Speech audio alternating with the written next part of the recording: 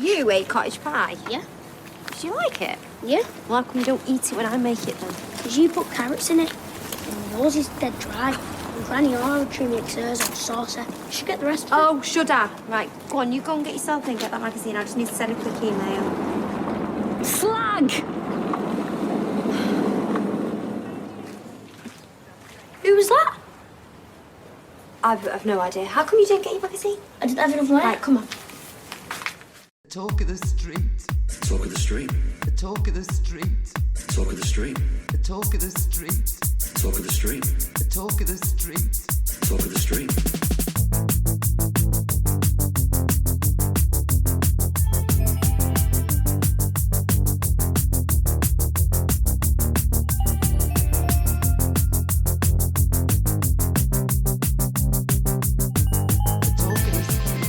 Hello and welcome to episode 354 of The Talk of the Street, an unofficial Coronation Street catch-up podcast that's Slag! I'm Gavin.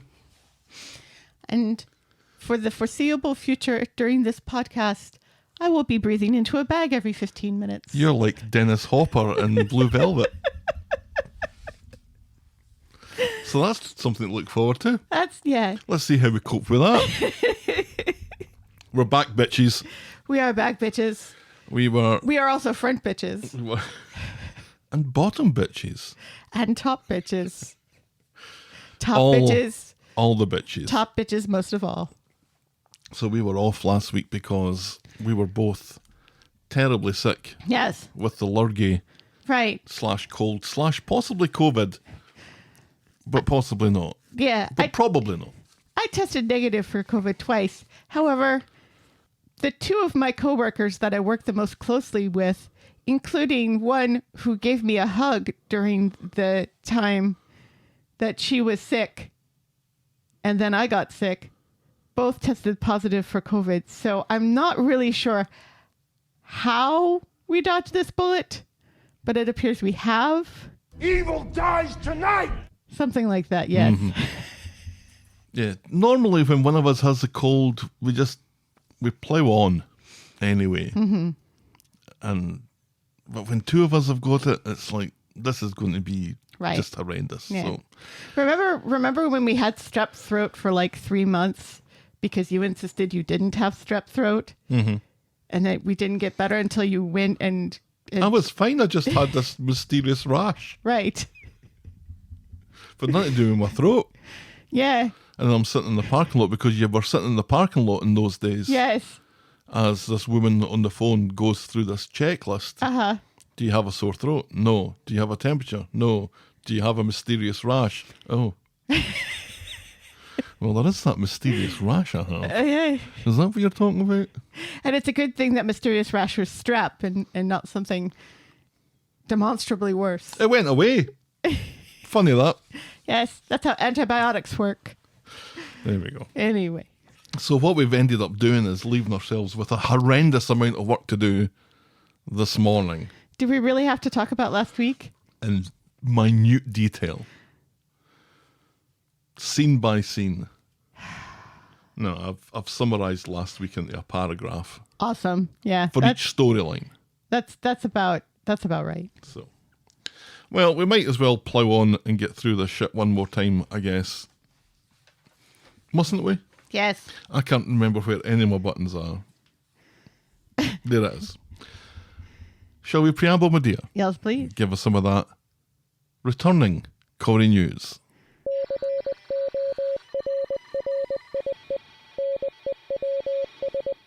Congrats to Jack P. Shepherd, who won Celebrity Big Brother. Ladies and gentlemen, your champion. On weird dad energy and vibes alone. And tea. He did a little dancing. He told some anecdotes about Bill Roach. He talked to himself quite a bit. Right. He nearly got voted out twice. And for the most part, just kind of stayed out of people's way. There's so much fury online about this because people were expecting either Jojo Rabbit or Danny the... You know her last name's not Rabbit, yeah, right? but I can't remember what it is. Siwa. Sure. Or Danny to win. Thinking they deserved it. It would mean more to them. And here's Jack winning it and he doesn't give a fuck. I was like, well, welcome to the beauty of reality television. Does being gay mean you winning a reality show means more to you? That just seems like a really odd thing to say. Well, JoJo seemed to go on a journey. Uh-huh. And discovered things about her sexuality. Right, that she's pansexual and not necessarily just a lesbian. You know more about this than I do.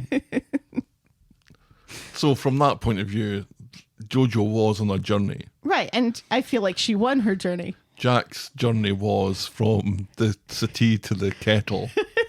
And back. And back. And he did that several times. Yes.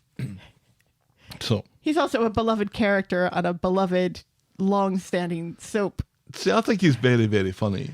Yeah, in a really dry way. And a super dry, soak up all the moisture in the room kind of dry way, if that works.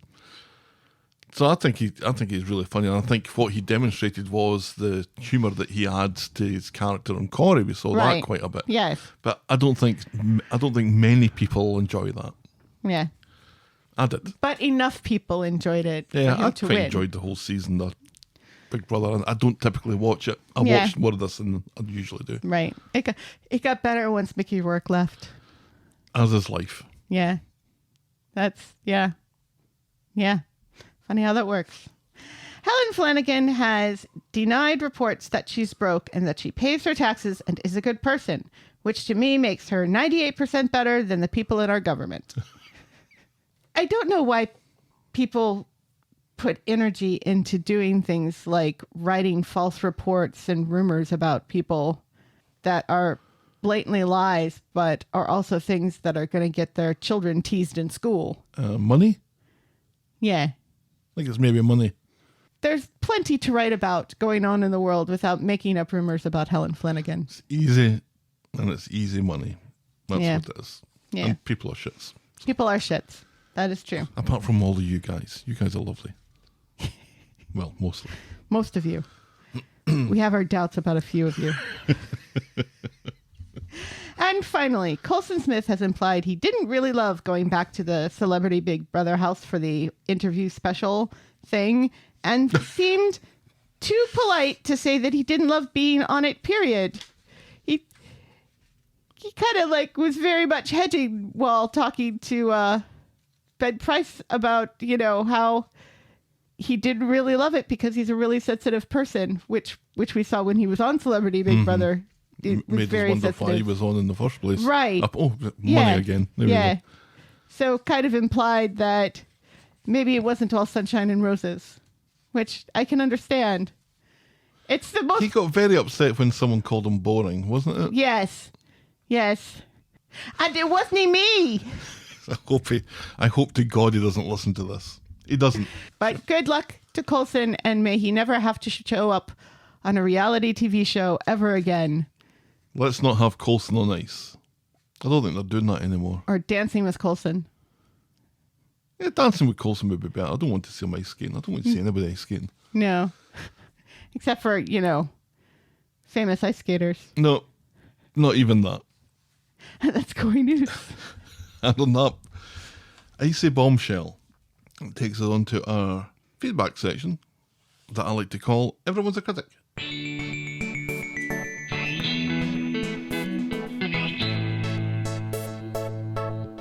Anne wrote in months ago. Oh, no. And how did we forget this? Or a few weeks ago. Oh, okay. Brilliant pod as always, says Anne. Thank you very much. The line, not a leg to stand on, was definitely there. I think it was the policewoman. Because I remember thinking, why didn't Jack make a sarky comment back to her? Thank you. I still haven't gone back to clip it. And now it feels like it's too late. Yeah, it does feel like it's too late. The Michelle on YouTube says, why oh why must they take our Debbie away? She's a talented ray of light, much needed on Coronation Street. Yes. Absolutely. Agreed, 100%. I don't think you'll hear many dissenting voices against that opinion. Correct. Lindsay writes, hi Gavin, lovely Helen. Aw.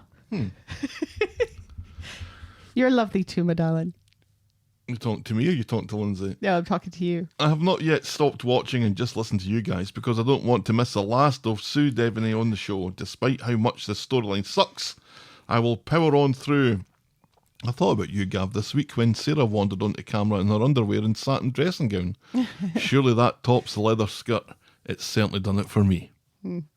She was also wearing her leather pants this week, which Sure. I think is Don't think I didn't notice. Gav prefers the leather pants to the dressing gown.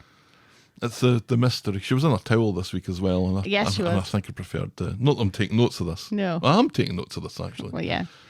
But- we got to see a shirtless Kit for the first time as well. So many shirtless people in Yes. the last couple of weeks, and we're going to talk about them all. Yes, we are. Keep it up, guys. You both keep us going through the tough weeks. Thank you very much, Lindsay. Then Leah writes, we got quite a few messages of this sort. Mm-hmm. Leah writes, hi, I'm sorry to hear you two have been feeling unwell. I hope you're feeling better soon. Thank you for always providing content and making me smile. I really appreciate everything you do. Oh, that's nice. Thank you very much indeed. And we are better. Yes. Although you're going to be blown into a bag pretty soon. Yes. Can't get that image of Dennis Hoffer out of my head. Then she writes, am I supposed to feel any sympathy at all for Todd? I mean, really, he's trying to date a married man rather than face up to his behaviour. He wants to blame Sarah for causing his relationship with Theo to come to an end. It's childish at the very least. I thought when they brought Todd back, he had matured. I am, however, uniquely proud of Dee Dee for facing up to her struggles with the nurses as well as continually challenging Asha. New mothers who happen to be of a different culture makeup deserve the same high level of respect and understanding that every mother should be guaranteed during the maternity time, and it is a sobering reminder of how much can go wrong when the medical system decides to fail them. Lastly, Daisy deserves everything that's coming to her, and I'm excited to watch it happen. And that's 15 minutes. This also involves some writing. Yeah, I have to write down the time. Then I'm breathing into the bag. I get it. Makes sense from a medical perspective. Deep breath.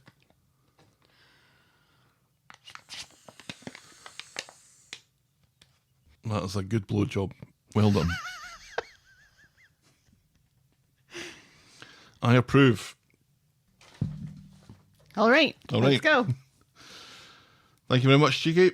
And then Sharon writes, hi, Johnny and Jenny. Missed you so much last week. Aw. I checked every day to see where you was. I forget that not everyone's on social media or follows on Twitter or Facebook or Instagram or Threads or Blue Sky. I think that's And I it. think that's a lot. Did you say YouTube? I don't think I posted anything to YouTube. Oh. And maybe I should have. So yes, if we just disappear for a week, Yeah. it can be a surprise. Maybe a pleasant surprise. I'm glad it was only a cold, says Sharon. Hope you're both feeling better. Yes, thank you very much. Bernie mentioned that Chesney had gone to that London, make me laugh, and think of you. I told you Kit and Sarah would get jiggy, and she didn't mind that Todd and Theo no sleeves. Theo no sleeves. We're using a flat as a knocking shop. In my notes, I'm so tempted to say knocking shop, and I don't. And yet we continually say, get your hole. Mm-hmm. So it's not that we're too delicate to say knocking shop. I think it's because I don't really know what a knocking shop is. I thought like a knocking shop is a brothel. And that's not exactly what she's doing. She's not charging any money that we know of. No. Maybe she should be. I don't know. I think it That works. would be an I think it interesting works. storyline. Are the writers brave enough to write about a brothel starting on Coronation Street run by Sarah? Sarah is the ethical pimp She is. in leather. She's the madam in leather. I wonder who her bottom bitch would be. Sharon continues, I hope they wash the sheets for her. Yes, I think we all do. And then wash them again. Why on earth would Ronnie and Debbie be looking after Layla? No one's mentioned or asked how poor Danny is after his car accident. And where is Aggie? Just recast her and get her back. It's nonsense that she's not there supporting her daughter at the worst time in her life. I absolutely agree with that. This is true, yes. And that's from Sharon, British Not Racist. Thank you very much, Sharon. And thank you to Chicky, to Leah, to Lindsay, to Michelle, and to Anne for their feedback this week and last week, and any that I've missed. It's very much appreciated. Feedback's always welcome. Send us your thoughts and I'll probably read them out. Get us at thetalkofthestreet@gmail.com, or the DMs are open at Corrie Podcast. So we love it when people write actual letters to us. Send us your proper mail to the Talk of the Street, PO Box 12, Eaton Rapids, Michigan 48827. But We please will not also accept chocolate. always accept chocolate. We'll podcast for chocolate, We'll obviously. podcast for chocolate, yes. Please note that we reserve the right to edit feedback, but only in the interest of brevity. And now, talking of Will podcast for chocolate, let's podcast for coffee.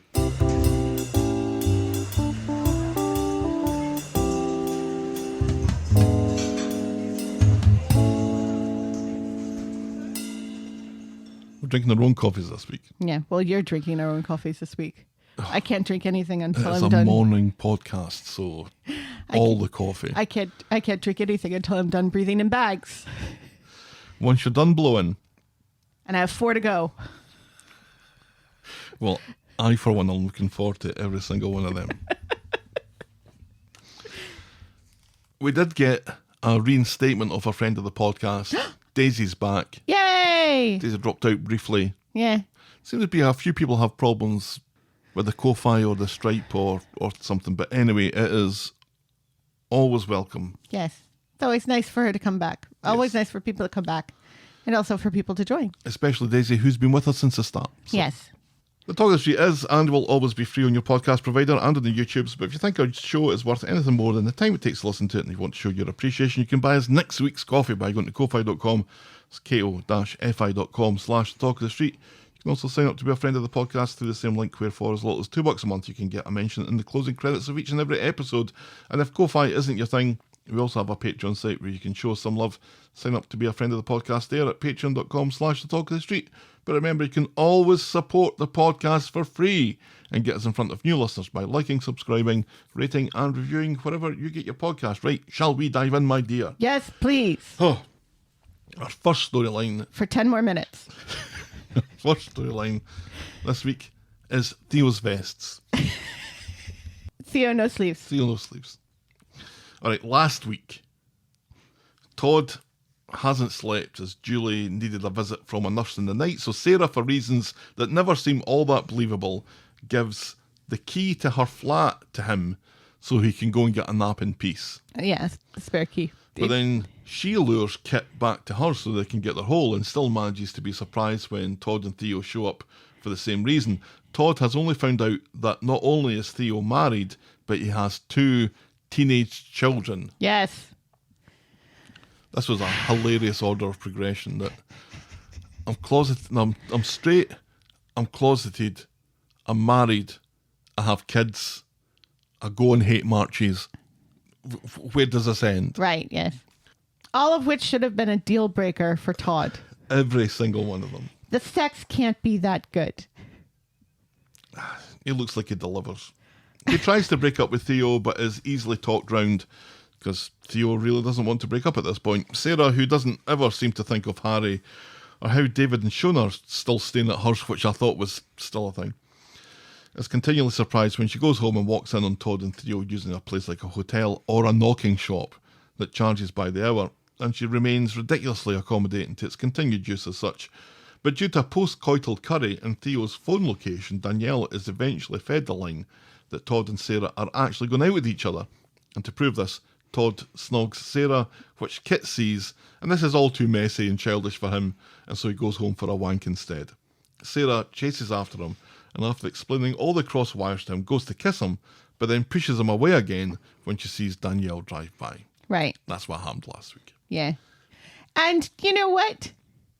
This is like one of the soapiest storylines we've had in a very long time. It's a good old Frasier farce. Right.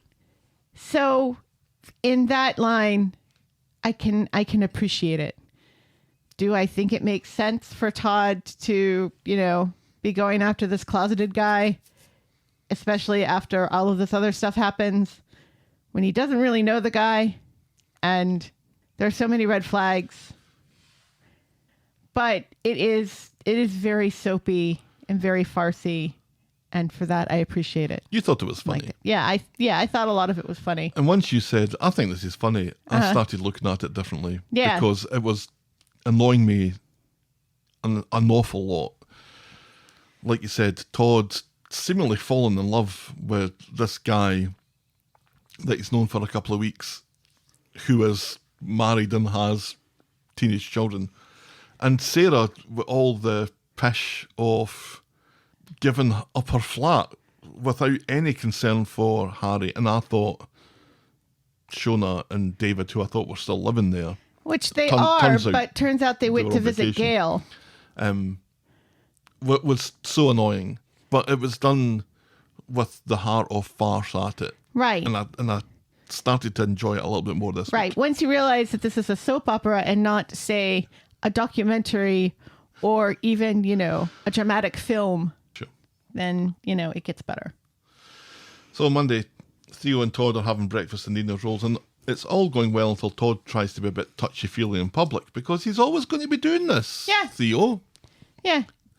What happened to the guy that he met Moses. at that thing? Not Moses. The other guy who thought it was hilarious. Oh, yeah. That was a guy who was confident and out and easy on the eyes and funny and relaxed.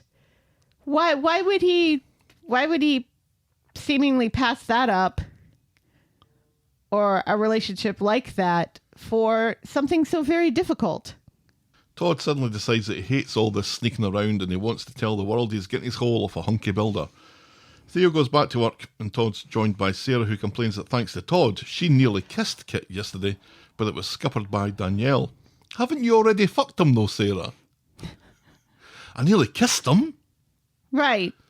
Yeah, but this was like the getting back together kiss after Kit initially already said, this is ridiculous and I want nothing more to do with you because you're pretending to be Todd's beard. And it's hurt my back having to bend over all the time. Right. Now Kit has cooled on her. She thinks that he should call it quits with Theo if he's not getting what he wants. Meanwhile, Danielle has gone to the undertaker's to tell George that she saw Sarah kissing an unusually tall man. Is how she That was described him. hilarious. Yep. She's cheating on Todd. George is the personification of confusion because he's fully aware of Todd's homosexual tendencies. George tells her that Todd is gay. And confused and embarrassed, Danielle rushes out. Why would she go to George in the first place is my question. I think she's there to speak to Todd. And because Todd's not there, she doesn't say, Sure. oh, sorry, just let Todd know that I was here to speak with him and leave. It's so that she can find out and, for plot reasons. Yes. Sarah's speaking to Theo at the factory about Todd's feelings and she tells him to stop messing him about. Theo doesn't think that he can give Todd what he needs because his family means everything to him. This is something that he says quite a bit. Yeah, and yet. But this intimacy is seen by Danielle. Sarah meets Todd and the Rovers later, but then Danielle shows up to call Sarah a whore and accuse her of sleeping with Theo. Eileen reckons that she's guilty as charged, which was quite funny as well.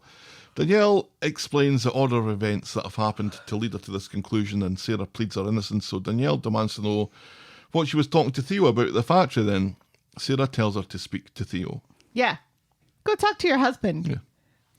Todd apologises, but really this is the result of Sarah sticking her fucking nose in. Eileen drags Todd home to shout at him. Theo shows up, mad that Eileen, George and Auntie Julie know, and that's not the half of it, says Todd, and he tells him about the altercation with Danielle. Theo needs a good excuse, or his life is over. Julie and Todd think that he should rip the plaster off, and Eileen agrees, but Theo says he's not ready. What this situation calls for is more enormous lies, he says. So later, Theo comes back. He still hasn't told Danielle, and doesn't have a great plan for what to tell her, but it won't be the truth. Todd knows that he's scared, but one day he's going to tell them, and Todd wants to help him get there, and is willing to keep it a secret for longer, despite saying the opposite earlier on. Meanwhile, Danielle has taken to yelling "Slag" at Sarah from her passing car. Yeah. That was Sure. funny. It was funny, and it was so unexpected. And she said, it's upset Harry. Right. Harry doesn't give a fuck. Harry comes out and says, what did that woman say to you?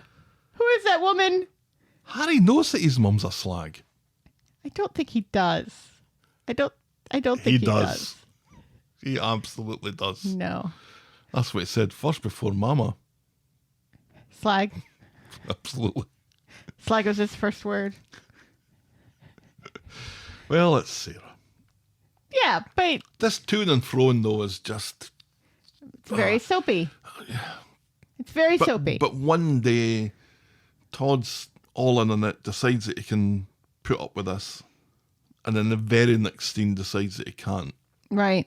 Yeah. Just have a word with yourself, man. Jesus. Seriously. Do you have to blow? 1 minute and 28 seconds. On Wednesday, Todd sees Theo and learns that Danielle has kicked him out, so he's been couch surfing. Todd wants to help, but Theo wants left alone.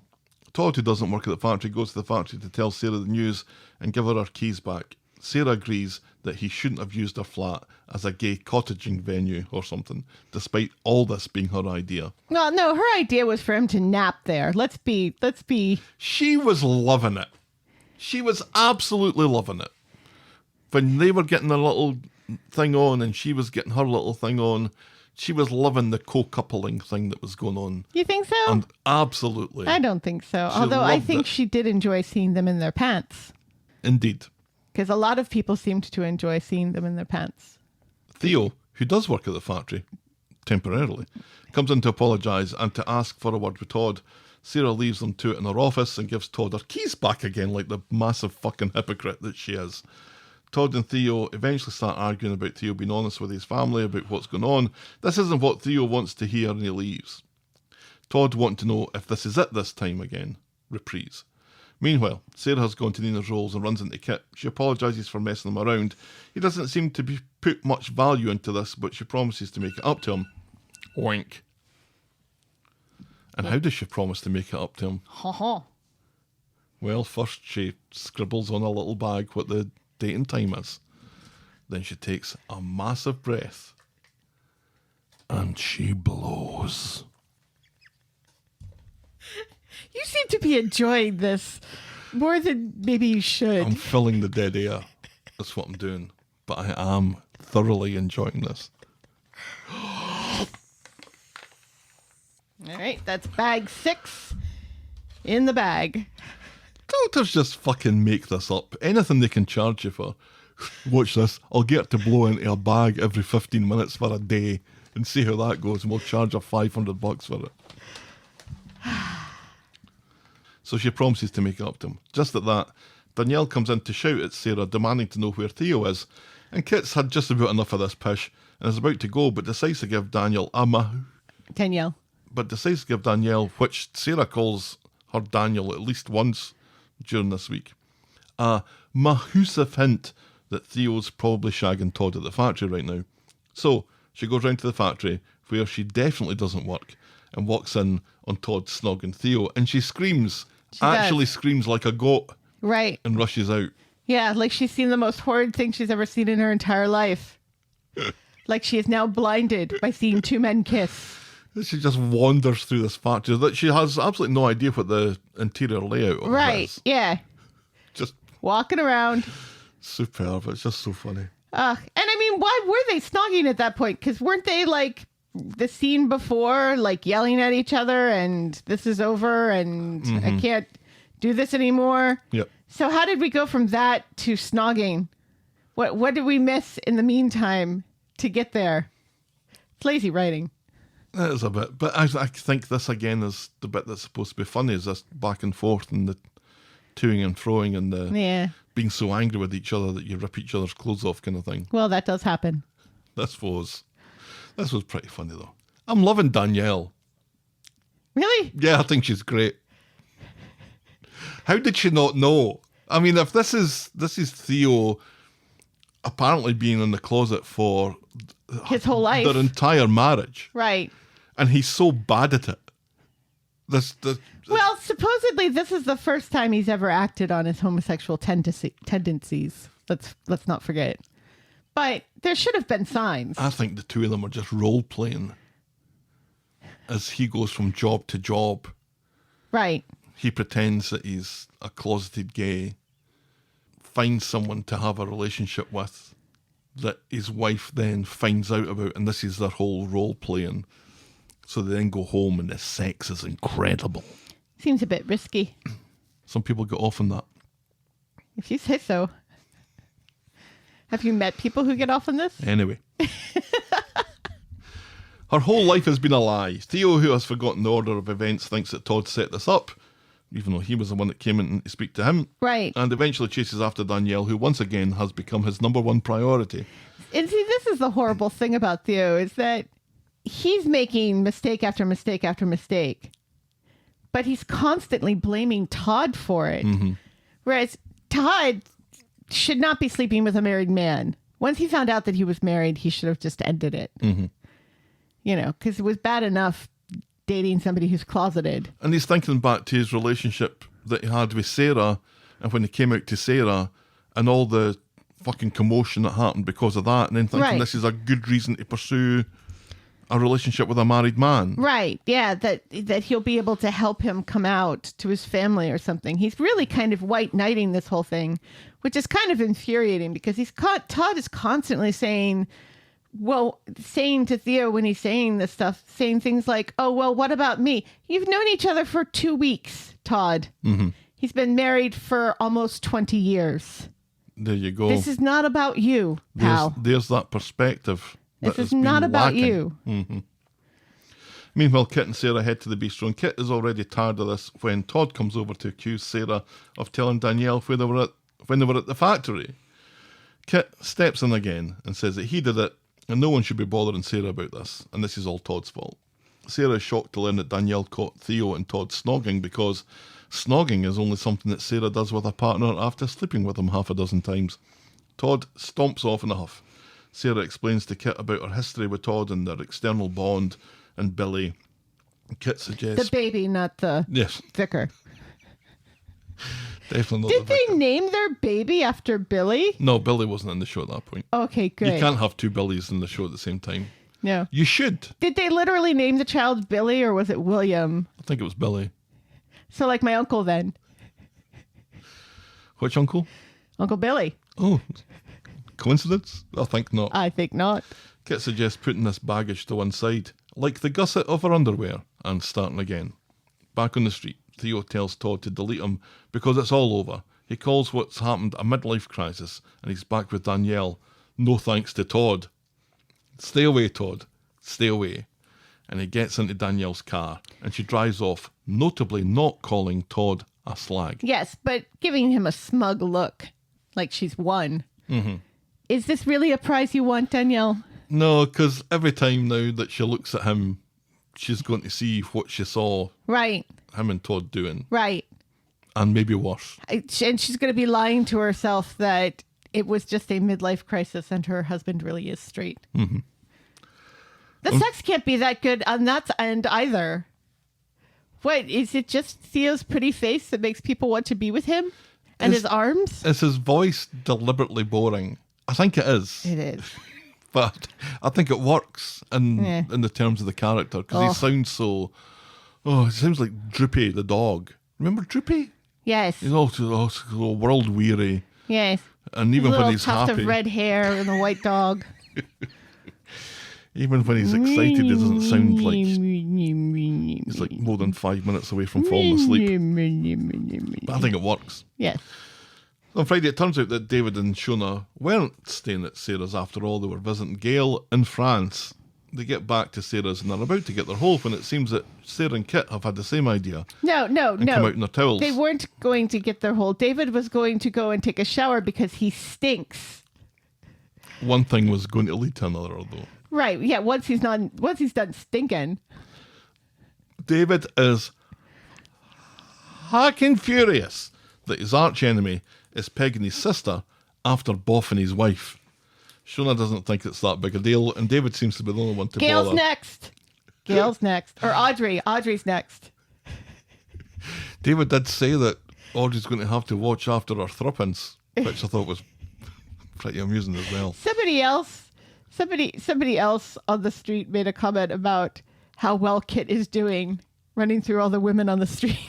Glenda and Daisy talk about how good a kisser he is. Glenda thinks he'd be a good kisser. Right. And Daisy's like, he's all right. Apparently Daniel is better? Well, there goes the suspension of disbelief, right? Just shut it all up now. Yeah, everyone is keen for a fresh start, so David and Kit eventually shake hands. Furthermore, in the pub, Kit and Sarah decide to be a couple and essentially start having sex in the booth. And that's as far as we get with that this week and last week. Yes. A good story. Yes, and we got to see Kit's hairy chest, so I'm happy. He's so very tall. Yes. And hairy. Is there not a shorter woman that we could have put him with just to accentuate that a little bit more? We knew this was always going to happen, though, because Since he started. there right? was Last summer. there was sexual tension when they were planting evidence in the back of that van. A situation where you don't expect all that much sexual tension. Correct. It was dripping in it. Yes. So, and at least Sarah's not married and is not. Adam's moved on. Yeah. I presume him and Ali are still a thing. Yes. Which I think is a better match. Yeah. I mean, she's gone from one wrong'un, though, in Damon, to another wrong'un in Kit. Yes. The height differences She's gone from is remarkable, though. She's gone from, the strong short man to the strong tall man. Mm-hmm.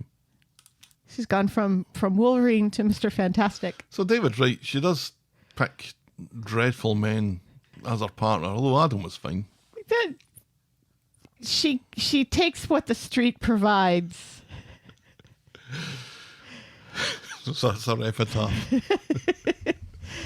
Because, let's not also forget Gary, who Was is not always is sometimes a wrong-un as well. he was a murderer at that point. And a ginger.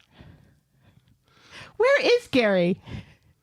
We haven't seen him since January, I think. Yeah. Was he at the house fire? Yeah. I think we get a he bit was of him at the next house week, as fire. far as I can make out. Yeah. One of those mysterious disappearing characters. Yeah, I like Gary. Yeah. I like Gary and Maria. I think that is the couple on the street that works the best.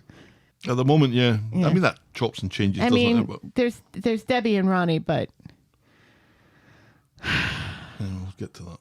No, I'm enjoying this, especially after you pointed out that it's supposed to be funny, Mm-hmm. or at least aspects of it are supposed to be funny. So, yeah, this has been a bit of a highlight. When people say that the show isn't funny anymore, it is funny. You just have to look for it a little bit. yeah. So, Or, just wait for Steve to show up. or have your wife explain it to you. All right, we'll move on to another story from last week. This was Dorination Street. Just a few scenes last week about this, Helen. When Cassie takes Dorin to the park, thus robbing us of opportunities to hear him babble about stuff, and she gets a text from Steve looking for a whipped cream hookup. Tyrone, meanwhile, has a chat with Alina. Apparently, Alina's mum is still at death's door in Romania, and Tyrone is asked to look after Dorin for a bit longer. Tyrone is only too happy to get some more time with his son, and Fizz is happy about this too. That's all that happens there. Is the show just waiting for Russia to invade Romania so they can kill Alina off in like a carpet bombing? It is frankly astonishing that she survived as long as this. That's true. Yeah, because the Romanian mob was after her about her testimony already, and it was Ronnie who saved her, not Tyrone. Remember? In the hotel? Oh, yeah. Yeah, From that time? 'Cause Yes. Seb rescued her another time. that's true. It looks a little bit of getting just- rescued. Shows you how long the Romanian mafia has been after Alina. They never forget. No. They're like elephants, And they're also not very good at their job. especially where nail bars are concerned. All right, we'll move on to our next story that has a bit more meat on the bones. Daisy's catfishing again, Helen. Last week, at the Rovers, Jenny tells Daisy about Carla demanding that they sell the Rovers. If only we could get our hands on a deposit, says Daisy deliberately, and she insists they stick together because they're family. Gulp, says Jenny, because Jenny's got 60 grand that she's keeping secret, remember? Daisy's pished on Rover champagne when Carla comes in, and Daisy gives her a mouthful of abuse. Christina quickly ushers Daisy away while Jenny serves Carla, and Christina overhears Jenny talking to Carla about buying the pub, something that Carla says isn't a done deal yet. Jenny explains that it's the wrong end of the stick that Christina's got, and she's not trying to diddle anyone out of anything. Later, Jenny tells Daisy that Carla refused to sell to the two of them, and says she's only doing to Daisy what Daisy was going to do to her. She could have explained this better, but she says nothing needs to change after she's got the loan. Privately, Christina tells Daisy that the plan is working, and they'll soon end up with Jenny's money and her fucking pub. And Jenny was right here, although she didn't say everything that she needed to say, Correct. because what she neglected to say was that Carla's not going to sell the pub if you're involved. Right. And for some reason, she's reluctant to tell her that. Yeah, because she doesn't want to hurt her feelings. So it's much better to hurt her feelings by looking like you're going to buy the pub from under her. Right. On Monday then, Rita's at the Rovers chatting to Jenny about getting money together to buy the pub while Christina hangs around like a bad smell on the other side of the door. Also, we learn that Rita watches ITV2, Yeah. which is the channel that shows classic Coronation Street. So she watches herself on television. Apparently. Just hilarious. Jenny has plans to hit some banks up for the loan, and she's not going to take no for an answer this time, and this obviously pisses on Christina's plans. So was she saying ITV2 as in the number 2? Or was she saying I watch ITV2 as I watch ITV as well? I can happily answer that for you, Helen, because when she said ITV2, she held up 2 fingers. Ah, Not those 2 fingers. no. Those 2 fingers. Right. Well, those are the same fingers. But they're facing a different way. Right. Yes. Because to do it that way This is a peace sign. is very, very insulting. And this is not a peace sign. This is the anti-peace sign. That's get it right, fucking up, you sign. Yes. Glad we covered that on an audio podcast. And another 15 minutes passed. My God. You don't We're going to be dead before we know it. you don't realize how much time has passed. Unless you're timing it. And I'm going to be surprised at how little of this I'm cutting out. Could quite easily cut the whole lot out and nobody would be any the wiser.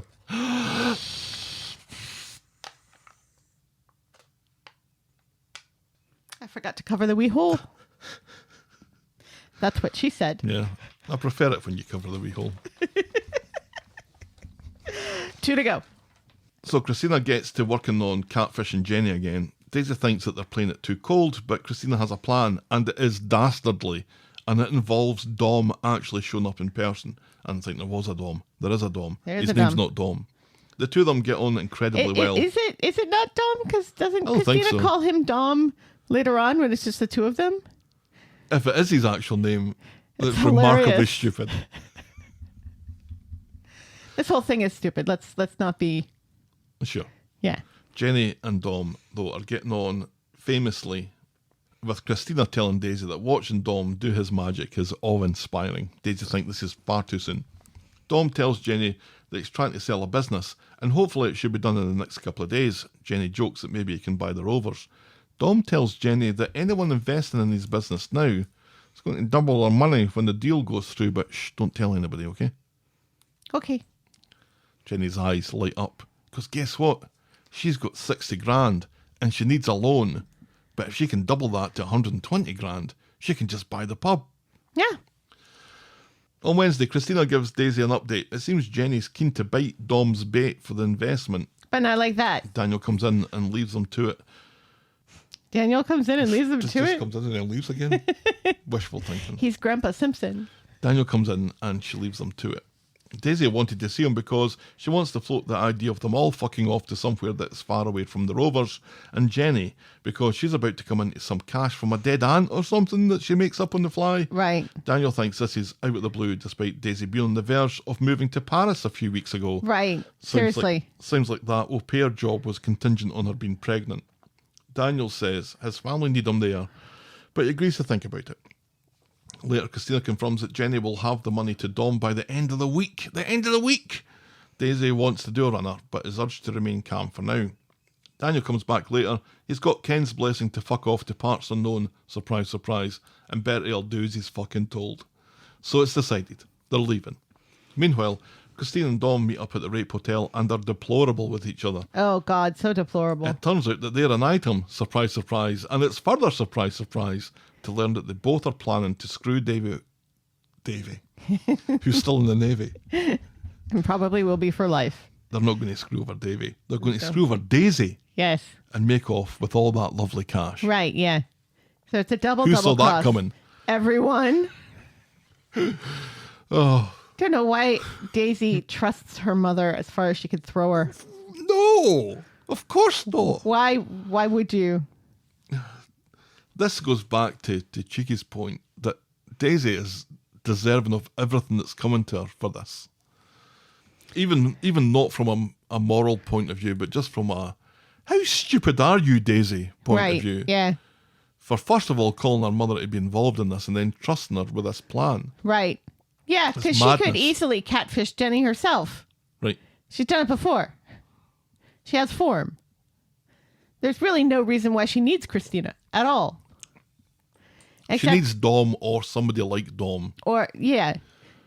Yeah, it's fun to have Christina there because she's got that, what's her name? What's the name of the actress that played Chandler's dad? Kathleen Turner. Yeah, she's got that Kathleen Turner voice, which is really fun. She is so dastardly. Yeah. She's such a dastardly villain, and she's always checking over her shoulder to see Right. who's listening to her. She Yeah. should have a large twirly moustache. She should. That would be great. I would love that.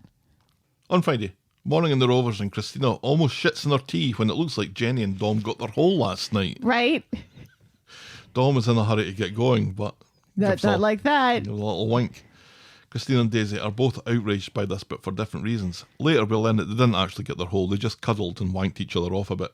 And talked.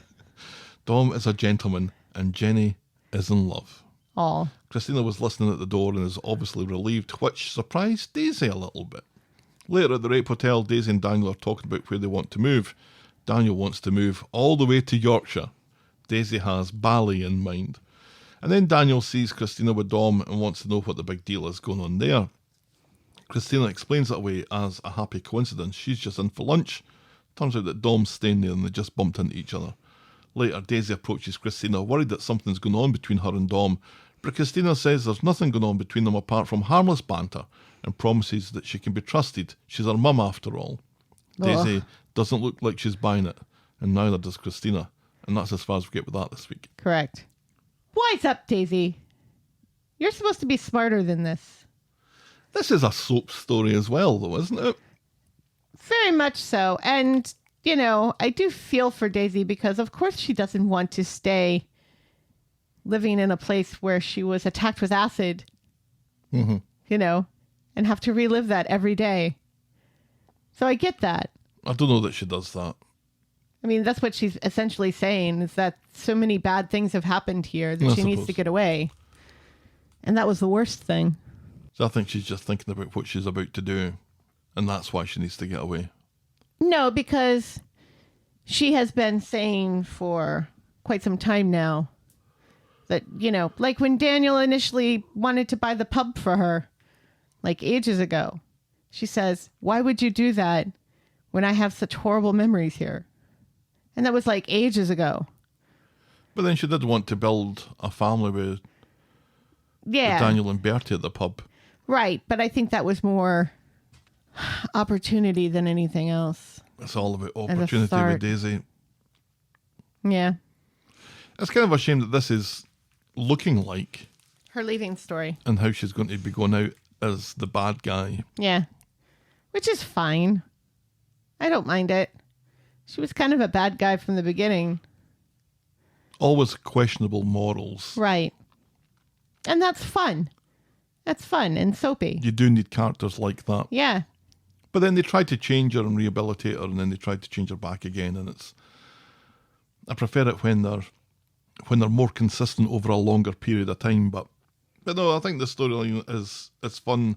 Christina, who I don't like, does bring that Machiavellian aspect She's to fun. the storyline, which does make it fun. She's fun. Because she's so over-the-top evil. Right. Yeah. And she's got that voice. She's got that Kathleen Turner voice. No, which just... Don't check. She's always fittering. Her hands are always looking like she's typing it on a imaginary Darling. keyboard in front of her. And Yeah. She's fun. she looks very trustworthy. All right, we'll move on. I don't know if I enjoyed this one quite as much. Dee Dee versus the NHS. Yeah. It feels like we're kind of hedging our bets here. A little. Yeah. Last week, Asha Trying to sets make up a everybody happy. Asha sets up a meeting with Dee Dee and the midwife who gave her the poor care, but annoyed Zoe. Dee Dee when she says that the midwife, Zoe, is heartbroken about what happened and doesn't want to lose her job. Dee Dee also meets with a nurse called Wes, who tells her that the issues are more systematic than one person and that Dee Dee should focus on getting better rather than taking down the whole NHS. But he seems largely sympathetic to her. Is he a nurse? I thought he was like a liaison for the hospital or I something. thought he was a nurse. It turns out he might not be any of those things. Dee Dee goes to a group for people who have had incidents in delivery, and they're all people of colour, and we learn that they're 4 times more likely to have issues than white mothers. And then we also discover that Wes and Zoe are siblings, which Dee Dee finds out when she sees them in the rape hotel, and Dee Dee is furious that she's being played by both of them. Do you think they have a brother and a sister whose name is like Xerxes and Yolanda in between the two of them? I'm not sure I understood any of that. W, X, Y, and Z? Ah, no, I see. I thought it was some obscure Shakespeare reference. I thought it was far too early in the morning for that. Yeah, they're brother and sister. Which, when you look at them... You can believe it. Yeah.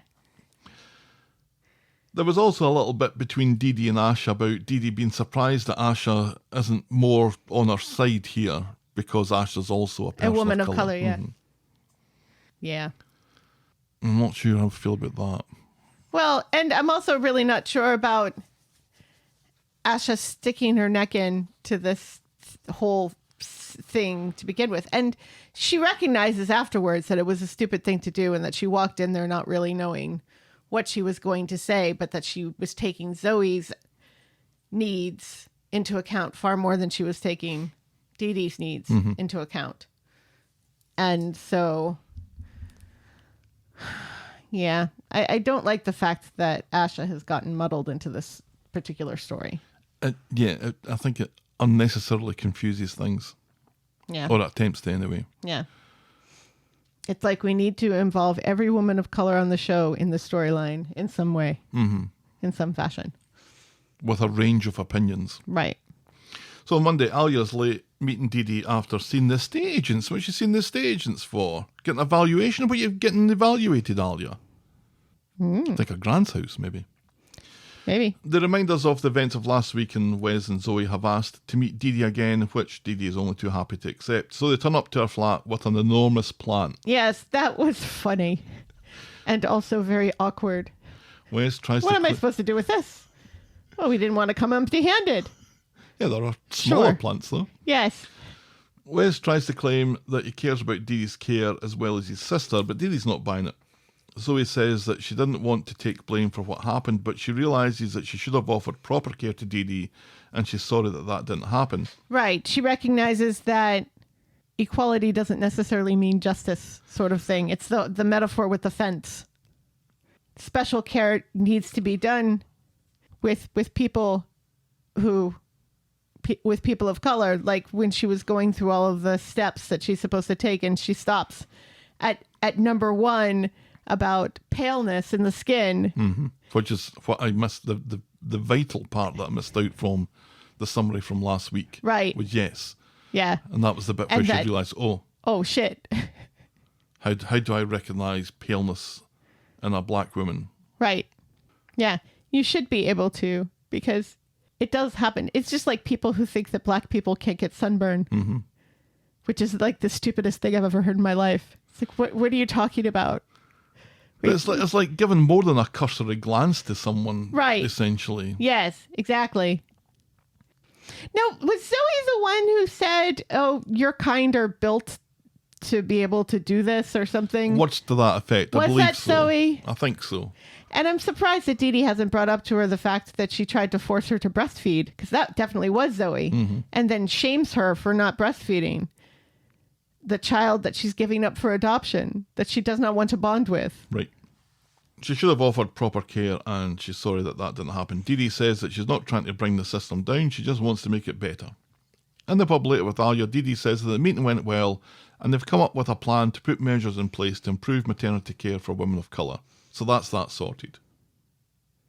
Or is it?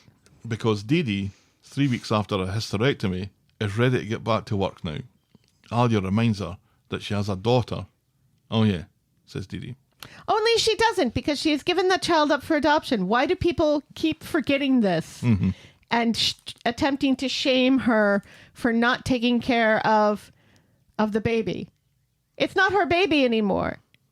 It's fine. And see, this is why it would have been better for her to adopt this child out to someone who she's not related to. Yeah, just in case 'Cause we're that looking for baby- another reason for that. Because that baby would be gone now, and nobody would have any reason to shame her. Right. But they still would, because people are awful. And the show is, because this crops up in another storyline later on, where it feels like they're about to do a massive U-turn on this. Yeah. And I hate it. And I hate that. I hate it. I hate that. It's okay for Dee Dee to give this baby up for adoption. Yeah. That's okay. She has very valid reasons. But even if she didn't have valid reasons, that's still okay. Mm-hmm. It's okay to give a baby up for adoption. Perfectly reasonable thing to do. That's why adoption is a thing. Right. Yes. And it's just, it leaves a really yeah, it does. bad taste in my mouth, especially considering All the Ed stuff. Oh. all the ad stuff and all the stuff that's going on in real life with both of our governments in terms of womanhood. Can you play the wee tune? It kind of weirds me out how much you're enjoying this. I might as well. It's taken up so much of the podcast. Stop. Strangers on the Shore. From the top. Oh.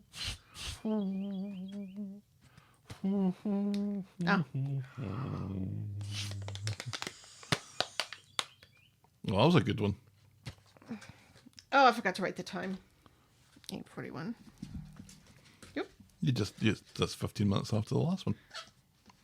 That's going to be difficult to write on an inflated bag. Right. That's why I said I should have done this before I inflated the bag, but I was distracted by your weird blowing kink that you seem to have now. Yeah. Men and blowing. All right. Last one. Last one. Well, it's not our last storyline, though. Our next one is, what could make the STC storyline worse? Last week, Brody extorts Sean for 500 quid with his burner phone, threatening to do in Dylan if he doesn't comply. Sean tries to get the money and resorts to stealing Julie's crowdfunder that Todd set up. What a shit! But he has second thoughts and returns the cash so Brody kicks fuck out of Dylan. And this eventually leads us to discover that Brody is Mick's son. And Lou's son. And Mick isn't too happy with the way the situation has been described to him, and so goes and kicks the fuck out of Sean, which I normally wouldn't object to all that much. Right, because Sean has gone to the STC and complained about Brody and the fact that he's trying to extort money out of him and that he's got a burner phone now. Tries to get Daniel roped into it as well. Daniel's not happy about that. Yeah, I know. Mick uses Gemma's wig as an alibi, and with Ches out of town taking kebabs to Cockney's, she confronts Lou about And I like that. what happened to Sean. Lou says it wasn't Mick who done it, but even if it was, Sean was probably deserving of it. And she Oh, fuck you, Lou. and she denies that Mick beats her up. I think Mick probably beats her up. Yeah. Privately, Mick threatens the quads if Gemma squeals, so she instead encourages Sean to change his statement And Joseph. and say it wasn't Mick who pummeled fuck out of him in the Ginnell after all. Don't forget Joseph. During all this, Lou has had a trial at the salon, and she royally fucked up and has made an enemy out of Maria when she covered her in hair dye. Yes. Her favorite top. It's not coming out. So on Monday, Sean bumps into Mick, who still isn't satisfied, and tells him that he's still on the list for getting another doing. Theo is in the vicinity and intervenes, telling Mick to do one, which is Northern for fuck off. Sean plays it down, but Theo isn't convinced. Mick goes into the pub to thank Gemma's wig for getting Sean to change his storyline and invites her and the kids for dinner. Privately, Jenny tells her to be careful. Lou walks into Gemma's kitchen wanting Gemma to go for a walk with her and the kids, but she's busy fetching pieces of Lego from Bernie's undergarments and so has to decline. Lou takes That it was off funny. and says if Mick did beat up Sean and smeared jam all over his face, it was no more than he deserved, probably. Bernie advises that she stays well clear. At the STC, which was the Stabby Teenage Centre, Yes. Brody is taking the piss out of Sean being gay and liking it rough. So Dylan, in a remarkable turning of the tables, Yes. boots fuck out of Brody and Which- has to be dragged off him. Which was kind of satisfying. It was a bit. When the guards arrive, no one saw nothing. Back on the street, Sean sees Lou making arrangements with Gemma for dinner and privately gives her a piece of his mind, saying, I hope you don't choke on it. Yeah. Yeah, he gives a piece of his mind to Gemma. Mm-hmm. Yes. So Wednesday, Chesney's home from that London stinking of cheese and sweaty sausages. Gemma's wig explains what's been going on and tells Ches about mixed threats and the alibi thing. The only bright side is Sean no longer wants anything to do with her. Captain Hindsight, Chesney, says that Gemma should have stayed well clear of them when he was away like he told her to. Yeah. Later, Mick and Lou burst into the quad house with beers. Privately, Mick tells Chesney that his missus is gobby, and if he knows what's good for him, he'll get her to wind his neck in. And Chesney just stands there and takes it. Yeah. And drinks Mick's beer. What the hell, Chesney? And that's as far as we get with that this week. What the hell, Chesney? This guy is essentially telling you to beat your wife, and you're not going to say anything? Just going to stand there. Just going to stand there. Just going to drink his beer. Yeah. Not say anything. Yeah. What a brave husband. And you know, Mick's, I would imagine, could knock 7 shades of shit out of Chesney without breaking too much of a sweat on the matter. But Chesney should say, look, you're in my house. That's my wife. You're talking to me about my wife like this. I think you're going to have to leave. Yeah.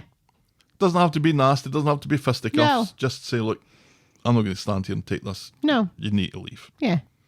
And if that makes an enemy out of Mick, who, let's face it, is already his enemy, yeah, then so be it. Yeah. But Chesney just standing there taking that was just fucking hell, Chesney. Yeah, seriously. And I suppose it's because of the fact that Mick has already threatened the kids. Mm-hmm. So I can kind of understand, but at the same time, you can say something to support your wife there and say, hey, wait a second. She gave you an alibi and lost a friend over it. So fuck off. Right. You know? And you'd think that that's the sort of thing that Mick might actually respect. I can't wait for Mick and Lou to leave. Oh, just counting down the time. Much like you counting down the time to blow into the bag for the last time. Yes. They're just so awful. But what I imagine is happening here is we're setting things up here, Helen, for a little bit of your favourite and mine, a whodunit storyline. Dum dum dum. I reckon someone's going to kill Mick, and I think it's going to be Lou, and that's how the pair of them are going to go out of it. You don't think Mick is going to kill Lou? Oh, that might happen, sure. Maybe they kill each other. It's the end of Reservoir Dogs. It is. Only without, Chesney's Mr. Orange, who sneaks out at the end. Yes, Mr. Orange. No, Mr. Orange is Tim Roth. Yes. It's Mr. Pink who sneaks out. Yeah. Kevin Spacey. Steve Buscemi. Oh, that's right. Kevin Spacey's not in Reservoir Dogs. No, I'm thinking about The Usual Suspects. Right.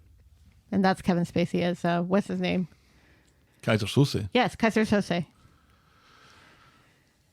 Anyway. This is all distracting us from a fairly poor storyline that we need distracting from. That was boring enough when it was just the STC stuff. Yeah. Chesney's storyline was unusually boring even for a Chesney storyline. Correct. With the van. We've Right. somehow managed to merge these two things together to Into become one a big- super boring story. Correct. Although it was satisfying to see Dylan kick fuck out of Brody. So there was a little scene that I didn't mention where Dylan's sitting in his cell and Yeah. some kids walk by and they're laughing and they're talking about it. boisterous. But I wasn't sure what they were saying. They were recounting the fight and how Dylan, kicked fuck out of Brody and how cool that was. So they were saying it like it was a positive thing, like Brody's role as top dog here might be in jeopardy. Correct. Excellent. All right, we'll move on. Nobody calls Sean Camp but us. Or says that he likes it rough, Yeah. but us. No, we never say that. We would never say Remember that. when he liked sleeping rough? Oh, Poor Carol. poor Carol. Our next storyline is Fuck You, Coronation Street. On Monday, Julie's woken up, like me, the morning after a heavy curry. Oh. Eileen takes care of her, but Julie's already planning on spending some of that crowdfunding money that Todd's arranged by getting a bus and taking all the factory folks out tomorrow. So this sounds promising, I was thinking. 'Cause it's a Let's bank get all the holiday. factory people onto your minibus. Yeah. This is going to be great. Yeah. Later, Brian pops round to see how Julie's doing. He's desperate to have a meal with the nauseous Julie, who agrees to have brunch with him at Nina's Rolls later, despite Eileen's concerns. So he takes her to Nina's Rolls, but she's struggling quite a bit, but insists that she's fine. Then Brian gets a call from Rita about a news agency emergency, so Brian has to rush off to deal with that. Another power outage. Allowing Julie to dinghy her food, and Roy to give her a hot water bottle for the pain, which was lovely. Yes. Julie is relieved. She's in so much pain, she was actually glad that Brian got dragged away because then she didn't need to keep up the pretense. Shocker, Julie reveals how scared she is of dying alone. Roy advises her to make the most of the time that she has left, which is what Julie is planning on doing with that bus trip with people from the factory. Julie's gone off to another storyline when Brian comes back. He's disappointed because he knows that Julie is the love of his life and he wants to be there for her. So he meets her at home later and has brought a quarter of midget gems, her favourite, for her. Brian regrets the time that they spent apart and is about to tell her how he feels when she says that they can remain good friends no matter what. On Wednesday, Brian drops in to see Julie ahead of the bus trip. Julie's struggling again, but puts on a brave face. Privately, Brian tells George that he wants to be with Julie right to the bitter end, but in a romantic manner. George doesn't think that this is a time for that. In the Rovers, Mary, Fizz and Izzy are getting pished ahead of the trip on the bus, but George comes in and disappoints them all, and me, by saying that the minibus is fucked and the trip is cancelled. Julie isn't up to it anyway, so they all decide to continue getting fucking smashed in the Rovers and belting out tunes in the karaoke. How did you think about the karaoke? I enjoy some of it. It's Mary shouting mostly. I don't enjoy when they're intentionally singing bad. Mm-hmm. And you can tell a lot of them are just intentionally singing bad. Right. For comedy's sake. Because we've heard and a lot of them work. sing well before. Correct. Brian promises to stay by Julie's side forever, and Julie slaps a kiss on his mush. Julie wants to know if Brian knows what he's getting himself into, and he tells her that she's the love of his life, while George looks on uncomfortably. Eileen wonders what this is all about and privately asks him what his concerns are, so George comes clean and says that he advised Brian to run a mile, and Eileen is sickened, thinking that Julie could die alone and sad. George apologises for getting it wrong, but seems frustrated that Eileen's blaming him for anything. Against Eileen's wishes, Julie goes home with Brian to lounge in his chaise, leaving Eileen to reflect on how nice it must be to find that special someone. And nobody gives a fuck about poor Mary.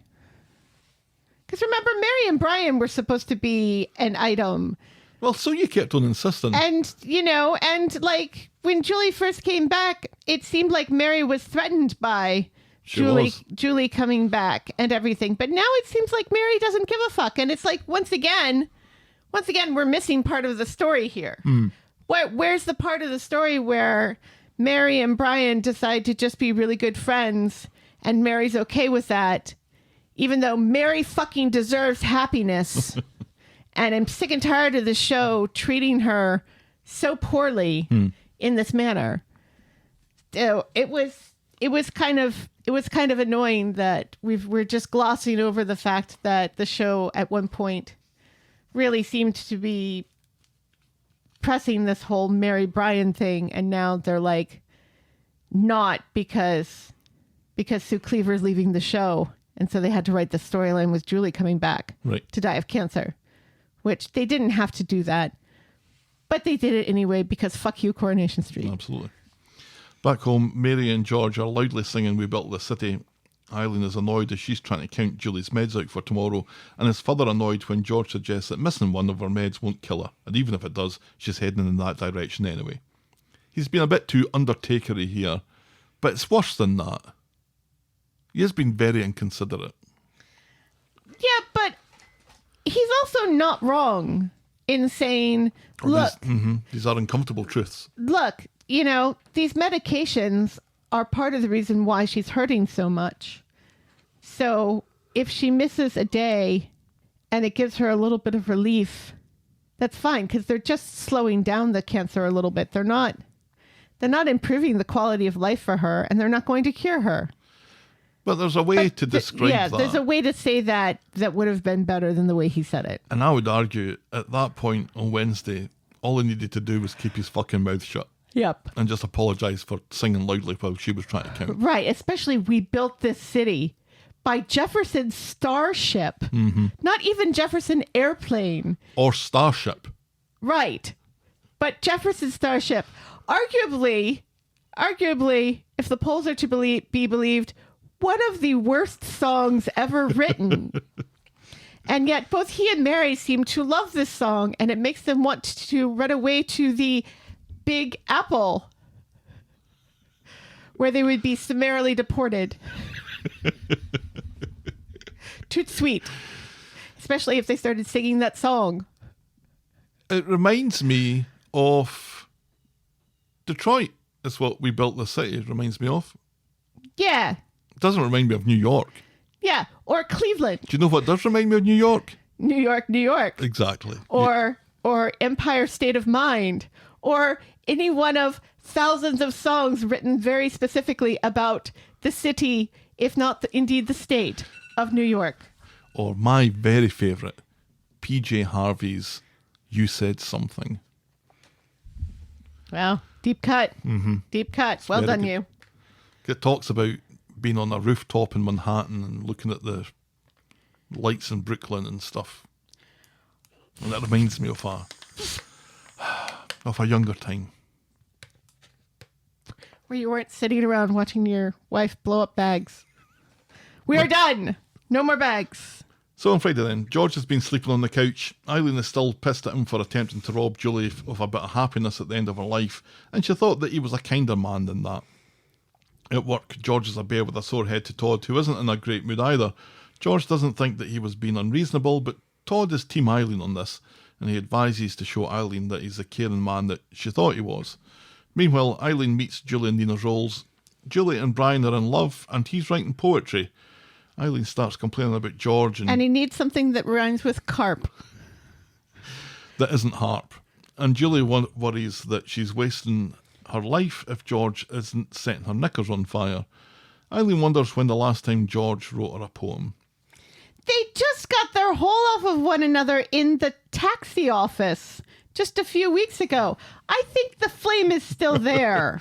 Later at home, George apologises to Eileen and explains how much she means to him and how he's been waiting for her all his life. Eileen says that this is the nicest thing that he's ever said to her, but she still looks a bit longingly when she sees Julie and Brian together, that Eileen is officially jealous of her terminally ill sister. And that's as far as we get with that this week. And Brian! Sniper's dream? I mean, He has a big head. I mean, George's head is not small either. No, so it's not. But George is actually sensitive and caring and doesn't think about himself more than other people, and thinks that he's smarter than everyone else. Because that is something that Brian does do. He's sensitive, he's caring, and he is 100% loyal. Yeah. And 100% in love with Eileen. Yep. It kind of feels like maybe Eileen's not 100% in love with George. And that's kind of sad, and I feel bad for George. The two of them were showing signs of this round about Christmas, I remember. Right, when they had that whole discussion about getting married and how they were both like, I don't want to get married I again. just remember a scene in the pub where they just seemed very distant. I was like, oh, here we go, we're going to set up the two of them splitting But up. then they had them having sex in the cab office. Well, right, and that whole thing just seemed to go away. Right. And I applauded the fact that they were acknowledging the sexuality of the older characters in the show and how that was good, actually. It's kind of like they're doing the whole Tracy and Steven matching robes again. All over again. Mm-hmm. Like, we're going to show these people, like, really cute and loved up, but then we're going to break them in half. But we need to have a reason for Eileen to leave. So this is Eileen leaving. I thought Eileen was going to leave to take Julie on this huge trip to, like, Paris and stuff. That's what I thought. And then just not come back. Or not come back for a long time, sort of thing. But now it's, I have to leave because I'm not in love with you and I can't stand seeing you every day because I'm not in love with you, sort of thing, which is weird. It was a shame because I think it's been George behaving. It's not even behaviour. You're right. It's not even behaviour, but it's just a couple of misplaced words. Right. And you know what? George wasn't necessarily wrong that maybe Brian is coming on a little too strong here in this moment. Because George doesn't know what Julie has said to Roy about, being afraid of dying alone and sad that she's going to die alone. He has no idea that that's the way she feels.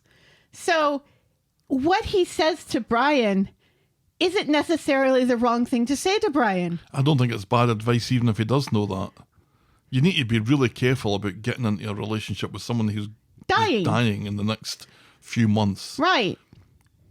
And, I honestly don't necessarily believe that Brian has the character to take care of a dying partner. I don't think that is his strength. No, because when I he's think of very Brian, self-centered.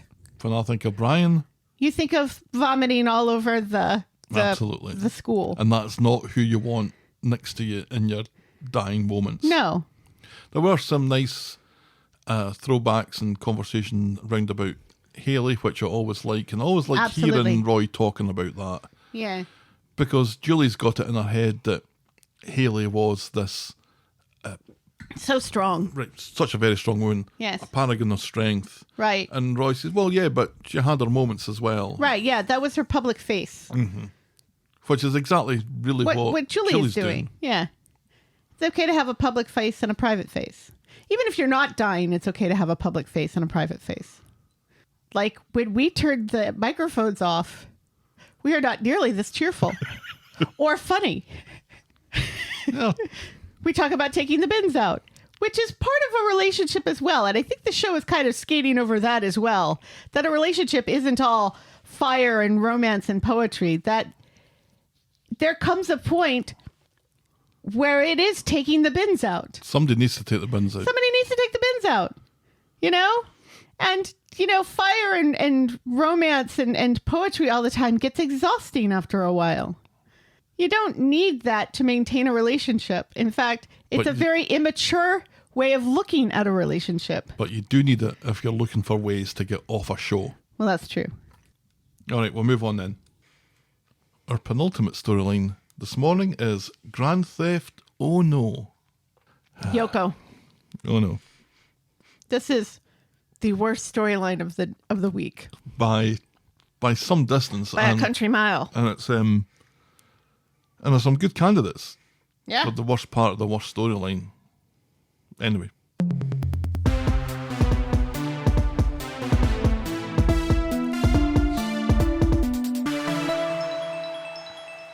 On Wednesday, a masked racist Kelly is looking over Frankie, who is showing signs of improvement. That kid's been in hospital for 4 months now. Mm-hmm. Which... On and off. Which at least they've been somewhat realistic about when compared with, I don't know, Dee Dee's hysterectomy, for example. He's shown signs of improvement, but needs to steer clear of infection before he gets home. Racist Kelly has a cold, so she's advised to stay clear until he's better. And then a nurse appears with mail for Frankie, and this makes Racist Kelly rush off to the prison to see Racist Reese, her dad, who isn't impressed to see her wearing a mask, and tells her to take it off. He's sporting a new neck tattoo. So he can see her pretty face. He is, and he's got a haircut now. He looked different. I had to check it to see that it was the same guy. Is it the same guy? It is. He is exponentially more creepy now than he was before. Like now, you really believe he pimped out his daughter to his friends. I think at some point they tried to make Reese out to be one of the softer members of the racist gang. Mm-hmm. Maybe they didn't, but I've got that stuck in my head. So now that he's, like you said, just this horrible, creepy Lecter kind of character, it's like, oh, well, we've made a decision on this character then, I guess. I guess we have. Anyway, it's unclear why she's there because they immediately start arguing. He tells her that he'd do a lot differently if he got his way again, but denies pimping her out. Racist Reese sends... Oh, yeah, you imagined all of that.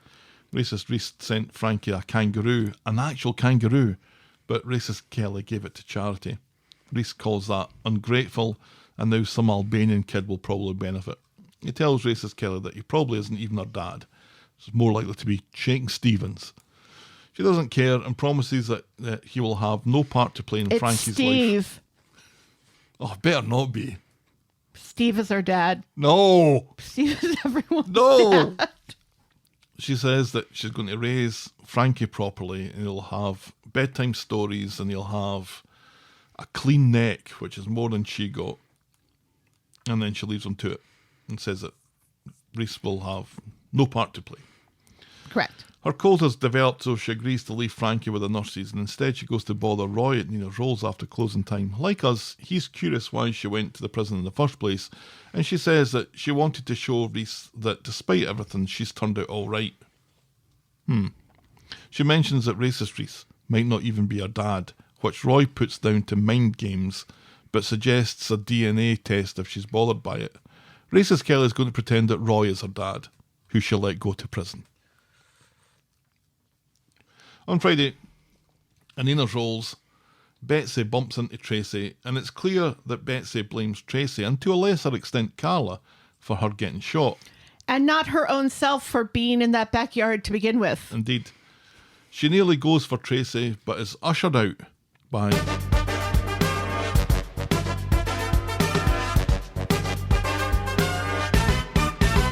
Swain. It's the first time that Swain has been said with a mouthful of garlic bread. That you're aware of. Yeah, Swain ushers her out. She hightails it to Dev's and tries to buy a bottle of wine, but Addie's having none of it and tells her to GTF. Racist Kelly's there too, and Betsy tries to get her to buy the vino. Racist Kelly says that she wouldn't do it, and Addie tells her that that's breaking the law as well, so please go to fuck. Yes. So Betsy sits and watches Tracy load her van. Mm-hmm. Before that, Betsy tries to guilt Addie into letting her have the wine because she's been shot. And she's the only person who's ever been shot on the street before, so there's no way that he can understand what she's going through or how she's feeling. And Addie does not correct her when Addie himself has been shot on the show trying to save Kelly the Chin. Yep. Successfully saving Kelly the Chin. This is a thing that has happened on the show. Addie has indeed been shot. Addie indeed does know what she's going through. Addie did it. And Addie got shot in an act. Addie got shot in an act of bravery, not stupidly lurking behind a window when you know a serial killer is in the house. Yeah, this wasn't a fever dream, everybody. This really did happen. Addie got shot. In slow motion, jumped No. into the path of a bullet that was headed to Kelly the Chin. Kelly the Chin from one of her dad's associates. I think, yeah, one of wasn't it? those thugs who was trying to get her dad's money, who had kidnapped her and thrown her in a basement. So anyway, the show needs to, I don't know, watch the show. have a word with itself. So Betsy goes off and sits and watches Tracy load her van, and when Tracy goes inside to speak to Mary, Betsy sets about wrecking the flowers in the van. She climbs into it. Racist Kelly's passing, and she tries to stop this, but when Tracy looks like she's coming out, Racist Kelly panics, and the two of them drive off in the van. The two of them still in it. Racist Kelly driving. Tracy's right on the phone to report the van stolen. She wants the might of Manchester police on the case immediately, but Tinker's off for a shite. Meanwhile, Racist Kelly has crashed the van at the precinct, and as she and Betsy wonder what to do, Tinker's partner shows up in her patrol car. Racist Kelly thinks that this could mean Frankie getting taken off her, and rightfully so then. So Betsy tells her to leg it, and Racist Kelly doesn't wait to be asked twice. Betsy is arrested for grand theft auto. Swain's called in as Betsy's adult at the station, and Betsy tries to no comment, but eventually says that Becky was the one who told her how to drive, which Swain doesn't believe, and Tracy MacDonald had it coming. Another person at the scene was just a rando and not Racist Kelly after all. Swain wonders how she managed to do any of this with her arm in a sling. And that's a fair point. Back home, Swain is still furious that Betsy is lying, so Betsy turns on the waterworks and says how sick she is of not being able to use her arm, and at least she was doing something to get retribution on Tracy, something that Swain isn't doing. Swain reminds her that this is not how the law works, and when Betsy apologises, it seems like a lot of this is forgiven as they hug. Tracy comes over later to accuse Swain of corruption as Betsy is walking free and to demand some satisfaction, but Swain throws her out and threatens to arrest her if she doesn't leave. Tracy promises that they've not heard the last of this. And then Betsy goes, "Go, Mom," and then says, "What a loser." So Swain has not done this child any favors. Nope. Betsy meets up with Racist Kelly in the kebab shop, and Betsy doesn't give a fuck about any of what happened. And when she leaves, though, Racist Kelly gets a text. "I know what you did last summer," it says, with a florist van. It's Jennifer Love Hewitt. She's back. She's back. And the hilarious thing is that all of this happens while Todd is on the phone with George right across the street about a sandwich that George thinks that Todd has eaten. Which was hilarious. So then Todd can't say who crawled into the van because he didn't see because of George's sandwich. Right. But I mean, poor racist Kelly. She's trying to do the right thing and get Betsy to stop, but her mistake was crawling into the van after her instead of just shouting at her from the back of the van, standing firmly on the street. Because nobody's going to believe that she wasn't, like, indeed helping Betsy to do all these things and popping balloons and stuff. The popping of the balloons is so funny. Oh, see, I just found all of this just utterly annoying. No, it was utterly annoying, but it was funny watching Betsy pop balloons. Sure. Tearing up the flowers and stuff and crawling in there in the first place. And also demanding retribution from Tracy, who was, let's not forget, threatened with a gun. Well, I think she's got at least partly of a point there, because Tracy did have several opportunities, as Kit pointed out, to bring this situation to an end, and she didn't do it. Like when she went out to meet the guy to pick up the passport. Maybe that was a time to... Yeah, but she was also afraid, because he could have come after her after that and killed her. But he was a man on death's door. That's true. And yet is still alive, which annoys me to no end. Mm-hmm. Why not just kill him off?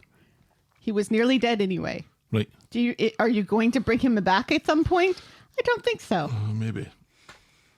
Maybe she needs another new kidney. This is becoming a bit of a trait where storylines are starting off on a really unbelievable premise. And then once it's going, it's like, okay, well, we can see what's happening here, and Betsy's letting Racist Kelly off with it, and that's bringing them together as friends and stuff. But all this is on the understanding that Racist Kelly cares enough about Betsy in the first place to do something about seeing her turn over the van, but then it cares even more to get personally involved in it by climbing into the van. It's just, who does that? There's a part of her that sees a bit of herself in young Betsy and wants to steer her in the right direction.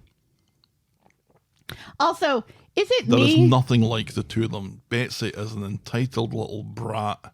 That's true. They're both blonde. I'll give you that. Is it me, or have they attempted to age Racist Kelly up? She looks like she's about 40. She said she was 19. Right. Her face is so much more gaunt than it used to be. And like her voice has gotten huskier. And it's like, what are they doing to this poor young woman? Well, she's got cold, remember? Yeah, but it's not all that. That does not excuse the cheekbones. And yet, she still must, at all times, show her midriff. Mm-hmm. Crop top. Like, even when she was in the prison, like, she had her tracksuit, the top of her tracksuit rolled up to show off her midriff. When she's sitting down, it's like, why is her tracksuit jacket rolled up like that? That cannot be comfortable. What are we doing with this character? She has enough crop top. She doesn't need to roll up anything. Seriously. I wonder who it is, though, that's been texting racist Kelly. Somebody who has her number. Todd, then. You think Todd has her number? Everyone's got everyone's number. It's weird. It's weird. Todd's the only one that was in the vicinity, but we know that he didn't see anything. Right, yeah, because of George's sandwich. Which is hilarious. So is it Tracy then? Who else cares? Nobody else cares. Or was it Swain? Mary? Could have been Swain. Swain maybe knows that it was racist Mary was Kelly. in the florist shop. She might have seen something. What's she going to text racist Kelly for? Because she knows what she did last summer. Well. All right, we'll move on to our last storyline tonight. It's the ghost-faced killer. That's who it is. It sucks to be a Webster. It does suck to be a Webster. Last week, Carl finds out about Debbie's dementia appointments and urges her to come clean with her family, but when Debbie learns that she could have years of good health ahead of her yet, she decides to propose to Ronnie, who is only too happy to accept. Carl also is behaving suspicious as fuck about his business back in Germany, and it looks like he might actually beat it sooner rather than later when Abby tells him that Kev won't mind, but he changes his mind, seems to detach from the business, and promises to stay in Weatherfield, as his family is for keeps. Meanwhile, Kev finds Carl and Abby arguing, so learns about the accident in the parking lot, with Carl saying that Abby wanted to keep it quiet because of the embarrassment it would cause her. So, we've kind of got Carl, on the one hand, being quite a good brother here to Debbie. But also still being sleazy. Still being sleazy. And also a little underhanded with whatever's going on with this business in Germany. Right. This explains his German accent, Helen. Does he have a German accent? Not one little bit. Okay, then. On Friday, Carl shows up at Kev's to pick up baby massage stuff from Abby. Yeah. Like, babies get massaged now? Yes. Do they? Mm-hmm. It's not weird. No. Yeah. Babies learn by touch. Let's not forget. She goes off to invent whatever the fuck that is when he gets a call from Germany demanding to know when he'll be back. Abby's very shiny today and comes down with a kit. She seems to have cooled her anger to Carl.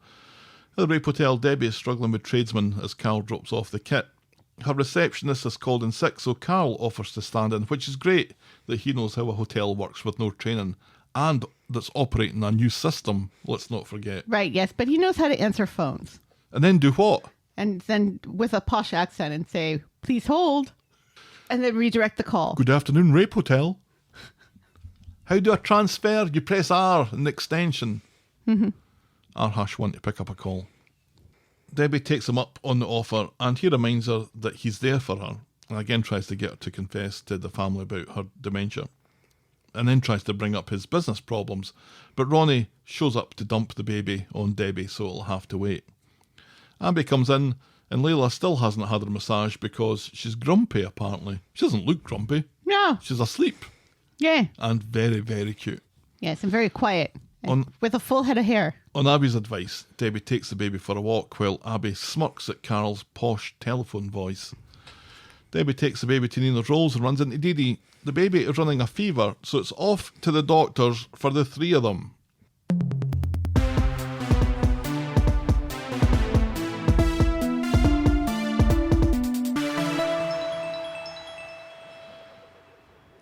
At the hospital, it seems that Debbie's taken the baby and Debbie's the person that the people are speaking to, despite the fact that Dee Dee's also there. Right. Well, because Dee Dee is no longer the parent or guardian of this baby. I don't know that any of that's official. She would have signed paperwork before she left the hospital. And that's why, not Danny, but James would have been able to bring the baby to America, which he was going to do right then and there. Any of that has happened. The doctors have brought the fever down, but Dee Dee decides to stay, but then she quickly changes her mind and goes home. So she looks like she's going to go, and she's like, oh, maybe I'll stay, and then, oh, well, maybe I'll go after all. And this, I think, is this is the start of the U-turn. Meanwhile, Abby has fixed the Rape Hotel van and enjoys a bit of flirting with Carl on her way out. Debbie gets back to the hotel and Carl finally gets to speak to her about his business problems and tries to hit her up for a loan, but Debbie is now preoccupied that she gave the wrong formula to Layla. She phones the hospital. It turns out the formula wasn't to blame for any of this. Nonetheless, though, Debbie is worried that this is just the start of what she can expect. And next time something like this happens, someone could die. It's only going to get worse. It's And only that's a how we matter of end time. this week's episodes. And Fuck last you, week's. Coronation Street. Fuck you indeed. Stop killing women. You know what would make a great storyline? If we killed off a beloved female character on the show, eh? I don't know why they're Canadian all of a sudden. Kate Brooks is from Minnesota. And a man She's Canadian. with garlic bread on his chin. It was my Rick Moranis impersonation from the SCTV days. Yeah, I wasn't getting that. It made me think of a moose, so I think you were doing something right. Right. Rick Moranis' character in the Disney movie Brother Bear, where he plays a moose Oh, there we go. with a Canadian accent. In that case, a tremendous job. Thank you.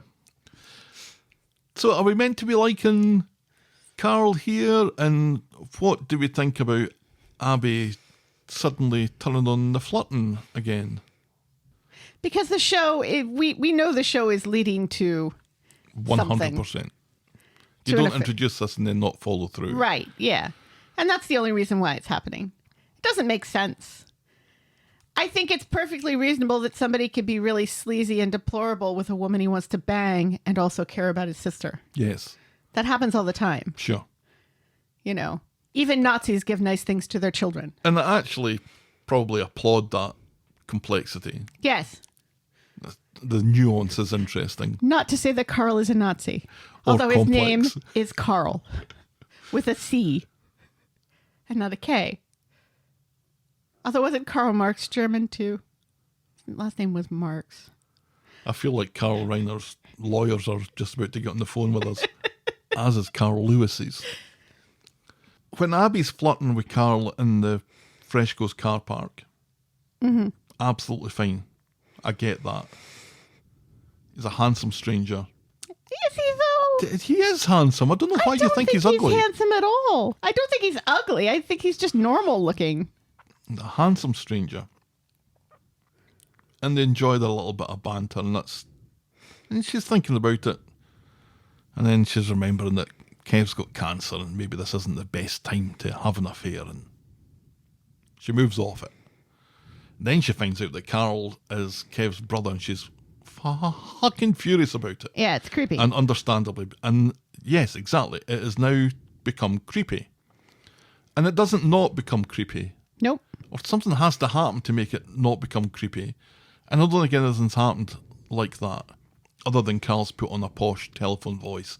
And I don't think that's enough. No. So for Abby now to be flirting back at him, Yeah. when she was in that creepy kind of zone, Right. just seems very odd Yeah.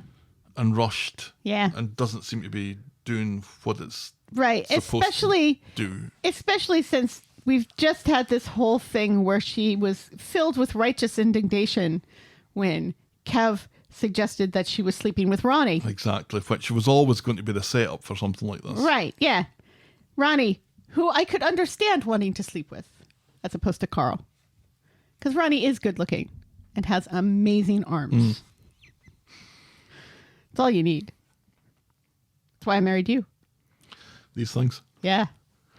Tickets to the gun show. Old Fred Armiston here and Will Ferrell. I can't remember what he calls his guns in Anchorman. I watched Anchorman again this week. I know, I saw that. And you didn't love it as much No, as you I used to. didn't. I got bored with it. It's just a series of sketches, essentially. See, isn't it? I rewatched it last year and realized how much I love it and how it's like one of my favorite comedies of all time. And like one of the few movies that actually make me laugh out loud. It made me laugh out loud. But there were still bits of it that just annoyed me. And the Afternoon Delight bit I will always watch that twice. I mean, it's hilarious how misogynistic these men in the 70s are. Yeah, but look at them. Because it's a They're comedy. ridiculous. Right. It's right. That's what I love about it, is because the movie makes sure that you recognize that the way that they act is ridiculous. and pathetic. And also, I like it when all the news teams get together and fight, although I think that's in the second one. No, that's in... That's in the second one and the first one. Yeah, that's where, what's his name, gets his arm cut off. Right, yeah. Luke Wilson. Yes. Yeah, that was one of the bits I didn't like. Really? That was boring me. Because I love it, especially when NPR shows up. Anyway, I think we've talked about Anchorman for more than we've talked about Coronation Street this week. Yeah. Which is fine. Which is fine. We are an Anchorman podcast after all. We don't own any Coronation Street posters. Or t-shirts. Oh, we do have. We have Coronation Street t-shirts, but they're ones that we made. Yep. That's kind of sad, isn't it? It's a little sad. No. Because I still don't work at the factory. You don't. Nope. Debbie, again, Sue Devaney just proven every scene that she's in how much her character and her influence on this is going to be missed. But I promised I wasn't going to harp on about that again. So yes, that wraps it up then. That was the week that was Coronation Street. Yeah. Helen, tell me, what was your moment of the week?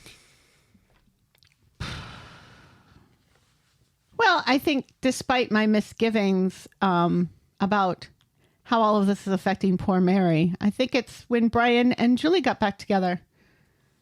I thought that was... Are you sure it Very wasn't sweet. Danielle shouting slag? It was not Danielle shouting slag outside, from a car, from a moving car. Mm-hmm. She turns her head and shouts slag while she continues to drive. Mm-hmm. It is probably going to hit yet another Ted. Because the show hates people named Ted. Dead Ted the Third. Ted the Third. Nearly works. So close. So close. Yeah, I liked that as well. And when they had a little smooch, Yeah. they're good together, Yeah. I think. Julie I think and they her work. sweaters. I like her sweaters. That's our Moment of the week. Moment of the week. boring moment of the week.